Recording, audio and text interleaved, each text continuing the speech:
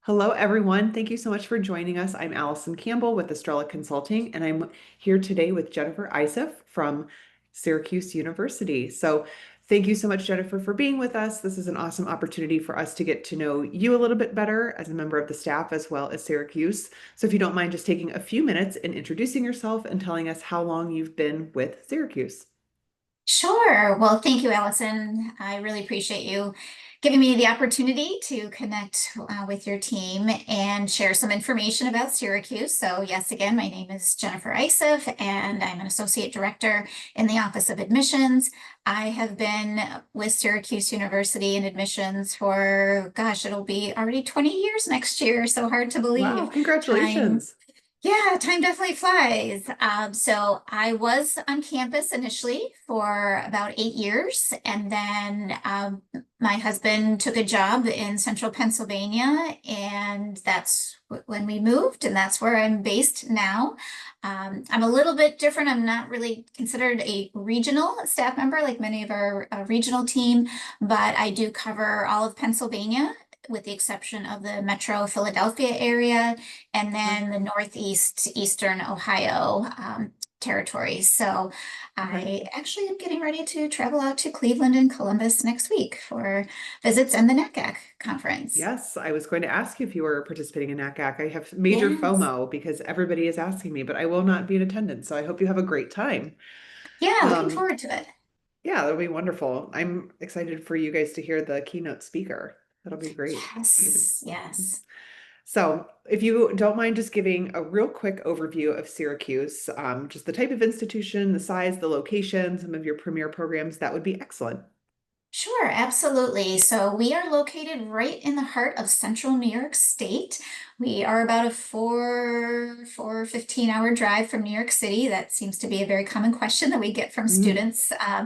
And we are it's a small city. And I would say one of the things that we frequently hear from students as to why they started looking at Syracuse or ended up choosing Syracuse is because of the location, that it's a good place for students that don't want to be out in the middle of nowhere, but still want to have that kind of traditional suburban college campus feel, but don't want to be in a major, large metropolitan city. So yeah. that's kind of what Syracuse is. The metropolitan area is about 700,000 people, just to kind of give you an idea. There is a downtown area of Syracuse, great things for students to take advantage of. But if students also like, connecting with outdoor activities, it's a great place for that. We're right on the edge of the Finger Lakes region. Okay. We're less than an hour drive from like Ithaca College and Cornell, close to like the Rochester schools. So right in that central part of New York State. We Mhm. are about 15,000 undergraduate students. So we like to consider ourselves mid-size. I think that another thing we often hear from students is that it gives students that feel of being at, a large, like state school, like an Ohio State or a Penn State or Michigan, but not that size. Mhm. But they still have like, the sports, and I think just the overall access to resources that a large university like that has. But it does get small pretty quickly. And the campus itself, the physical size, is very easy to navigate. So compared Okay. to, again, some of those large schools that you typically think of, where you might have to get on a bus to get to your next destination, you can walk everywhere on Okay. campus at Syracuse. We have over 200 academic programs, so a lot to choose from. More than half of our students do graduate completing more than one area of study, whether that's two majors, a combination of major and minor. But we certainly encourage students to explore all their areas of interest and try to make that as possible as we can for them. Okay. So I would say some of the programs that typically students or even parents initially associate Syracuse with are School of Public Communications in the area and Mhm. media and broadcasting. Our School of Architecture is usually consistently ranked in the top 5. It's one of the oldest schools of architecture. Our Maxwell School of Citizenship and Public Affairs, which is always highly ranked on, the graduate level for public policy, public affairs, but their professors are also teaching all the social sciences at the undergraduate level as well. Okay. And our School of Management, which has certainly, exploded in recent years. Mhm. And that we get a lot of applications, continuing to grow in that area as well. Um, but otherwise, like some small niche programs, our theater programs like acting and musical theater, Okay. also like our sport management, sport analytics majors are very popular. We have a major, it's called the Bandier program for the recording and entertainment industries. So students that are looking to go into like the music business, which is different from our music industry program, but that is a very Okay. small program that is also we're definitely known for. The call that I was on previously, and it wasn't a virtual visit, it was just with another professional. We were talking about how the sport analytic programs are blowing up. Yes. It's just such a cool intersection. I think, if you have students that are really strong in math and science, but they're not a traditional STEM kid, they're not a student that's looking to go into medicine or they don't want to be an Yep. engineer, an architect, like that's a real cool crosshair of like Yeah. something that they're passionate about, maybe in athletics and just being inherently really good at math and science and kind of Yeah. connecting those dots. So that's really, really neat. And Yeah. last year I had a student that was really interested in Syracuse for architecture. So have a little bit of background in that. For Yeah. architecture, are you guys, and maybe you can explain this a little bit because I think a Sure. lot of the students that we deal with will put Syracuse on the list because of the architecture program. Yes. Can you explain the difference between a portfolio program and a school that does not offer portfolio and which one you land in? Sure. That's an excellent question. And a lot of times when students ask me or tell me that they're interested in architecture, one of the first things I ask them is, tell me a little bit about your background. Why are you interested in architecture? How have you explored that? Because that gives me a good indication as to whether or not our program might be a good fit. And, when you hear a student say, oh, I think I might be interested in architecture, so maybe I'll apply for that.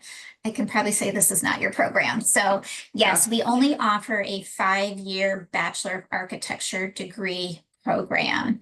Okay. And that is a little bit different from, um, a path where a student might go and study a 4-year architecture program or history of architecture or something, related, and Mhm. then go on for a master's in architecture.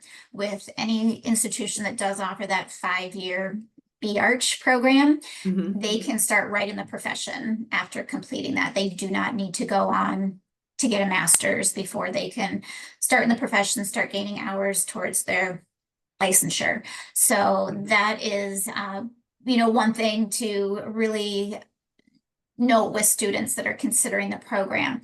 Along with that, you do need to have some level of ability and talent as far as your drawing, your vision. So it's very much similar to a traditional art portfolio. I think a lot of times students say, well, I've been in architecture classes, I've done all these CAD designs, and it's not that we're not against CAD design, but they really want to see how you're taking what you're viewing and drawing it or doing something in sculpture, like how you're showing, spatial relation. And Mhm. so that is what they really want to see. And certainly looking for students that have explored the field. It's a tough program. It is Mhm. rigorous. The students love it. We don't lose a lot of students from the program. So we really try to, you know, we do obviously work very closely with their staff and faculty when admitting students, but really making sure that we're selecting students that we feel would be a good fit. They've explored, they've demonstrated. Along with Yeah. that, I always recommend younger students. I love it when I hear from a sophomore or a junior that's starting to look into an architecture program because I think that's the perfect time just to start exploring. And if they can do any type of summer program at an Mhm. institution that offers an architecture program, I think that gives really great insight. For sure. And shout out to Syracuse because you guys have a ton of summer program opportunities. It's Yeah. always one of the ones, I mean, we keep a pretty robust list in our office, and there's a lot of databases out there in the IEC world that help students kind of guide and navigate into some summer programs, but Syracuse has a ton of offerings. So those are also nice, not only like Jennifer said, to get some practical experience and understanding of what this would take to be a professional in the field or to pursue this as a major, but also if it's a college that you're interested in potentially attending, it's just a nice way to get on campus. I don't want to say that like going to a Mhm. particular college program is a shoe-in for admission. I'm not saying Yeah. that at all, but it's a great opportunity to stay in a dorm, to eat on the in the dining facilities, Hmm. to meet some of the professors and see if it's the good, like the campus vibe that you're looking for. Hmm. So shout out to the summer programs. I think that's a really, really good idea. Thank you. So what type of student do you think really thrives at Syracuse? So like, you've been with Syracuse for 20 years. Like, do you find that there are Mhm. maybe like one, two, or three different qualities Yeah. about a student that you're recruiting that would just make them really a superb candidate? Yeah. I think a student that is, often trying to do something different or new, like open-minded to like step outside the box, maybe step outside their comfort zone. They've had experience of like, you know what, none of my friends wanted to do this, but I tried it and I loved it. I think, that's the type of student that, again, is just willing to get engaged, willing to try something new. I'm not saying that you have to be this extrovert that Mhm. is loud and bubbly and talks to everybody, but I think someone that just really wants to explore and Okay. try to do things that maybe they learn something or challenges something that they've been hesitant about before. So definitely that. I would also say that students that have well balanced, knowing, and I know I feel like it's more difficult for our students every year, but balancing life. Hmm. Yes, we hope that you're coming with preparation for your academic coursework and you're going to work hard, in the classroom and on your studies, but how else are you going to just enjoy being on campus and contributing to our campus environment, and being able to balance that? Yeah, And I think just overall, not hesitating to ask for help. And um, that's a good point. yeah, we're bigger than many other schools that a lot of students are looking at. And yes, the resources are there, and you have opportunities to ask for help and find, those resources and connect with others. But don't hesitate to do it. So I think that's the student, some of the things that I see that students that succeed on campus. Yeah, I think a lot of what you said too is just you're looking for students that are maybe leaders versus followers, like not afraid to go to a school that their friends, their peers aren't going to, or trying a Yes. program that isn't, what has Yeah. been told they should be doing. Like there's a little bit more of Yes. exploration and open-mindedness. So Yes. that's really good to hear. Are there any trends that you're seeing with your admission? Are you seeing students from a particular state? Are you seeing an influx of applications in a particular major? Maybe again, I'm not sure if you offer early decision, early action, regular. Like, are you seeing anything kind of over the last few years that stands out?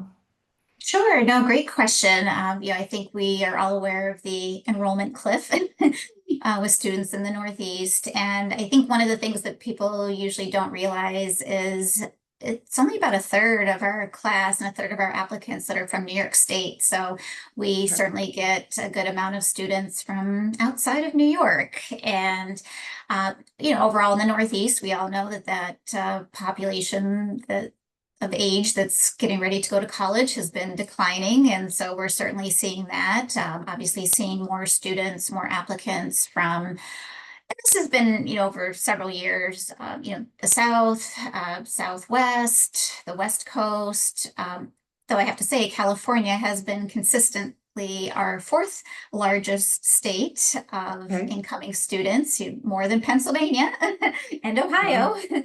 Um, So we definitely see a large, population of students from there, but yeah, definitely seeing growth in those areas. Also in some like the upper Midwest, in the Chicago area, Hmm. Wisconsin, Michigan, Minnesota. Okay. So yeah, we've continued to grow in applications consistently over the past several years. We were just over 47,000 this year. Um, and overall, so we do offer early decision, both ED1 and ED2, Okay. and regular decision. So do not offer early action. Okay. But we really hope to keep early decision at just about a third of our class. And we've been able to maintain that in recent years. And um, so this past year overall, just about 3,000, a little more than 3,000 applications between ED1 and ED2. Okay. Admit rate for ED1 was just about 64%, but ED2, we just did not see quite the quality of applications in that portion, so about a 38% admit rate. Okay. So just to give you an idea of where students are coming from between the different Yeah. plans. That's really interesting, that breakdown of ED1 and Yeah, ED2. yeah. As far as academic programs, the past few years, we've seen steady increase in interest in business, so to our School of Management applications. Also in the liberal arts, our College of Arts and Sciences and our Maxwell School house all of our liberal arts programs, so they are the largest colleges, but yeah, usually see the largest amount there. Yeah.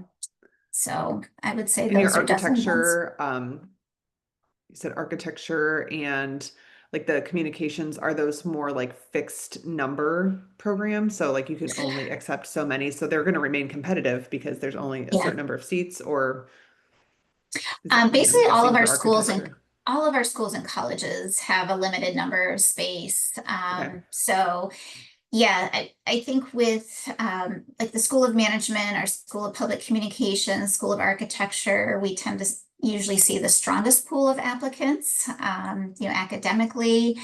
Um, and the volume again with like the School of Management or Arts and Sciences and Maxwell versus the space is quite quite a Yeah. gap there. So I think it's more of with like architecture, the School of Public Communications, it's more we know that more students are going to accept the offers of admission Okay. there, which also helps to drive Yeah. down, say, causes the admit rate to be lower as well, in addition to the number of applicants versus space. Yeah. Yeah, that makes sense.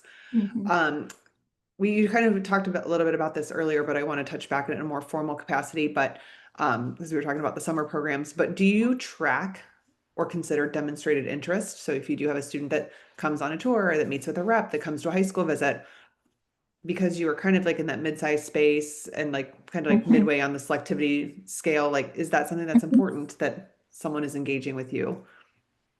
Yeah, that's a great question, especially because it is something that we have started considering more in the last couple years and Okay. will continue going forward.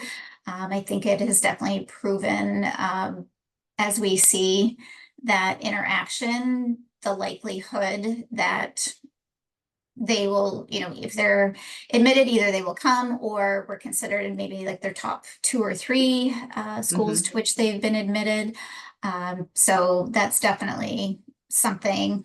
It's not the be all end all. It's one point of, different things that we are looking at, but it is something that we do track. We don't get in the weeds as far as like, oh, we see that you opened 20 of our 30 emails. But yes, Yeah. things like the visit or if they're coming to campus. We have so many virtual sessions. Hmm. You attend a virtual session. We do offer personal interviews for high Okay. school seniors, completely optional, but it is another way to personalize their application.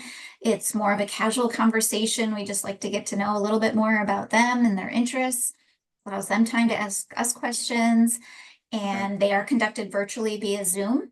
So easy to sign up, easy to do. Okay. I will write that down. Yeah, I would Um, just know space fills up on those pretty quickly. We do them usually around like mid-June to early December, and I'd say okay. by October, mid-October, spaces are filled. Okay, that's good to know. And we tell our students too, there's no harm in No, demonstrating interest. I mean, you're obviously yeah, going to learn a little bit more about the college, but even if it's not something that's tracked, if you're a borderline admit, right, putting a face to a name, knowing that they went the extra steps, like yeah, knowing that there's passion behind wanting to be there and be a part of the community, like that does go a long way, even if it's not mhm, formally tracked. It's definitely yes, a good way to stand out. And again, you might learn more things that you didn't know just by engaging with the yes, college and doing their virtual programming or meeting with the rep. So even if it's, yeah, I tell students, even if it's not tracked, maybe the right, only caveat I would say is like if you are doing um, like a 3-day weekend and you have 8 schools that you want to visit, but you're strategically only going to hit 5 of them, yeah, pick the ones that care if you visit, that actually yeah, track the demonstrated interest. But in mhm, most cases, then I would just send them an email or connect with them in a different way if you really wanted to yes, be part of the community. absolutely, So let's talk a little bit about student support, both yeah. on the more high academic end, meaning do you have Mhm. an honors program? We do, and we are in the process of redetermining like how we want to consider students for honors. So it has been a somewhat joint partnership with their staff and faculty over the years. So as we've made admissions decisions, we consult with them, here's a group of students we think would work. They get back to us and say, yes, let's invite them to apply, and we go from there. Um, Okay. we have, after many discussions, we are most likely this year going to move that solely within our admissions team. Okay. Um, and we will make the decision for the students. They won't have to apply, but we will offer them the option to join honors, and they would just have to accept Okay. that. And if they are not initially invited, they would still, if they come to Syracuse, they still could apply for the honors program during their first year, to either start the second semester or start in their sophomore year. So if before it was they could still apply like coming in, but now we're going to, if they're not initially invited, then they can apply during that first year. So it's, Okay. generally about 700 students are involved in the honors program. Any student in any major can be part of that honors program. It's not additional coursework. I think that sometimes scares some students like, oh, am I going to have all these extra courses and I won't have a Yeah. life? Why would I want more Um, work? But yeah, it's still, you're still taking the same number of credits for your degree program, but you'll, instead of taking maybe a regular class, you'll take an honors class, which have some very interesting topics. So get to take some really unique classes, or you might just have honors section of a class that is open to everybody else. So okay. no, they'll have a thesis at the end, trying to incorporate that with their college thesis for their home college, but no additional credits. Okay. So what you're saying is that a student is evaluated at the time of admission by the Yes. admissions team if they would be invited to the honors program. So does a student indicate via a checkbox that they have interest in it and then they're evaluated, or it's like, okay, the student really stands out on paper, we're going to invite them and then they can accept or decline after that? Yeah, it is more the latter. There's nothing, I mean, they could certainly write to us. We Mhm. could note that on their file, but as we review applications, if we feel that the student might be a really good candidate, that's something we will code on their application. So when a final decision is made, then we'll also look at students for that indication and then make the decisions. Okay, that sounds good.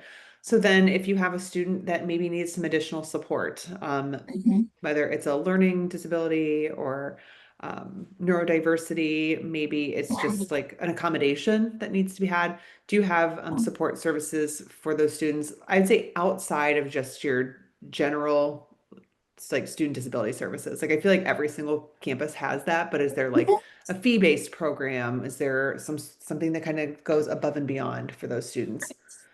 Sure. And yes, we always do try to get them started at our Center for Disability Resources. I think that's the key place to go. Again, if they need additional time, like that's the office that will work with professors.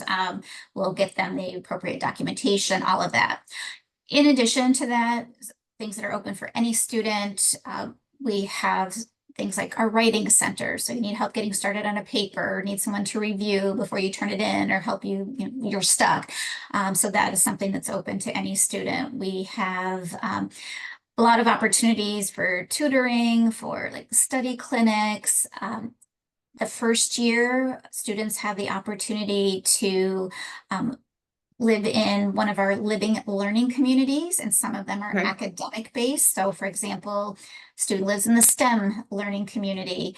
Every other student on that floor is in some type of STEM major. You will probably find you're taking some similar classes, being able to get together, study there, everyone has this, the same test on the same day.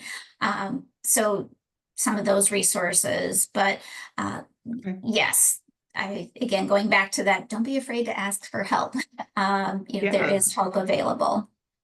Yeah, I mean, we encourage our students to get that process started. If they do need an accommodation, they know going into college, even over the summer as they're matriculating, Mhm. like get in touch with who you need to get in touch with, provide any documentation or paperwork because you Yeah, really don't want to get to college and bomb your first exam or be halfway through the yes, semester and then be like, oh, I should really have asked for extra time because I'm really exactly. following behind.